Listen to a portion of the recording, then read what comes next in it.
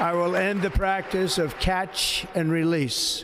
You heard it there. Donald Trump vowed to end catch and release. But now, in week 3 of his presidency, NBC News is learning that some of the thousands of migrants arrested under Donald Trump's orders have already been released back into the U.S. Joining us now, NBC News Homeland Security correspondent Julia Ainsley. What's up with that, Julia?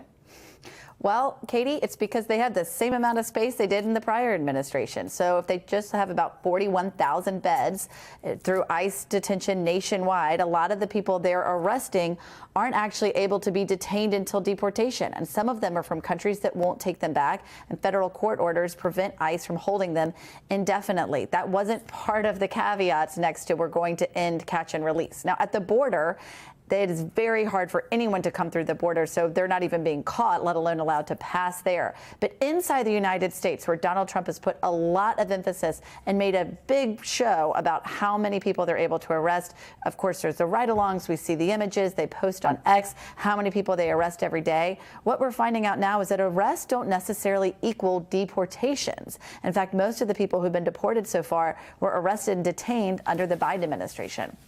So these people, many of them have just been released back into their communities on ankle monitors where they're able to be tracked as they go through the immigration process, and then they could potentially be picked up later for deportation if there's space. But it just goes to show, Katie, that just because they're being arrested doesn't mean they're actually being deported. And this is also what happens when the Trump administration casts the net very widely and doesn't just go after serious convicted criminals, but rather just anyone living here undocumented. There are a lot of people who end up being released back onto the streets.